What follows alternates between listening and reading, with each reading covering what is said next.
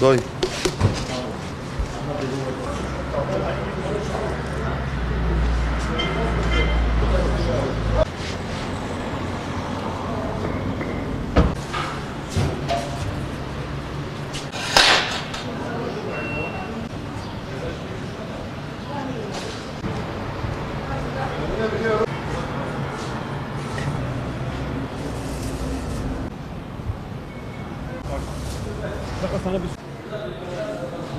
Fiyatlar meyve çeşitleri bu sene baya yüksek. Sebzeler de yüksek yani. Geçen seneye göre %200, %250 bir fark var. Şu anda domates 10 lira. Biber çeşitleri 20 lira. Salatalık 15 ile 20 arasında değişiyor. Kuru soğan, patates 15-17,5 arası. Kurutma sezonu geldi zaten. Kurutma sezonu geldiği için de fiyatlar biraz daha da arttı. Patlıcan örneğin 7,5'tan şu anda 12,5'a yükseldi. Biber 15 liradan 20 liraya yükseldi. Geçen seneye göre bayağı yüksek. Sebze kısmı da yüksektir. Ama meyve daha yüksek. Şu anda şeftali 40-50 arası. Ondan sonra üzüm 25 ile 35 arası. Kiraz 30 ile 40 arasıdır. Karpuz 10 lira oldu. 5 liradan 10 liraya yükseldi. Fiyatlar bayağı yüksek abi. Her gün yükseliyor.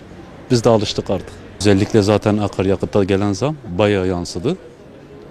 Nereden bakarsan kilo başı 5 ile 10 arası bir fiyat artışı oldu. Hem sebzede hem meyvede. Domates hariç diğer çeşitlerin hepsi yükseldi.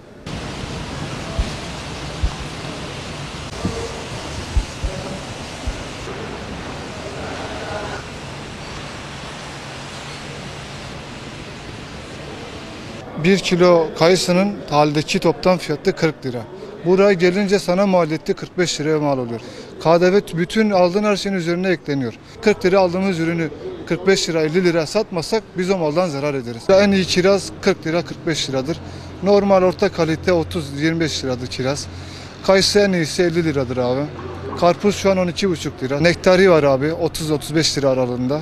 Domates 12,5-10 lira. En iyi domates 15 lira olur. Pembe domates bulursanız 20 lira. Patlıcan 10 lira sabit değişmiyor. İyi patlıcan olursa 25 liradır. Biberler 20 liradan başlıyor. 15 liraya kadar düşüyor fiyatları. Kavun 15 lira 20 lira bandında değişiyor o da. Patates, soğan, patates en iyisi 20 lira. Yani orta kalitesi 17,5. En düşüğü de 15'e bulursunuz. Ufak soğanlar var. Onlar da 10 liradan satılıyor. Hani durumu iyi olmayanlar için yüksek gelir. Kurutmalık mevsim mesela patlıcan mesela 10 lira. Şu an mesela en fazla 7-8 lira olması lazım. Çünkü kurutmalık mevsimindeyiz. Ama biber 20 lira. Hani bu çok pahalı bir fiyat. Satış fiyatı 10 lira olmalı biber. Patlıcan da 5 lira olmalı.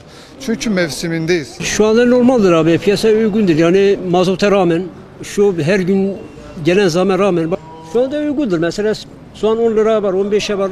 Patates 15 lira. Yani her şey uygun ama bu ürün bir yere giderse var ya kışın 30-40 lira çıkacak.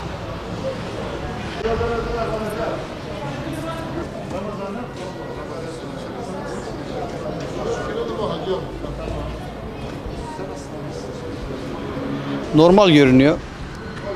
Biraz daha ucuz olsa daha iyi olur tabii ama fiyatların düşmesini pek de beklemiyoruz. Yerinde kalsa bizim için yeterli ama yerinde kalmış gibi görünmüyor.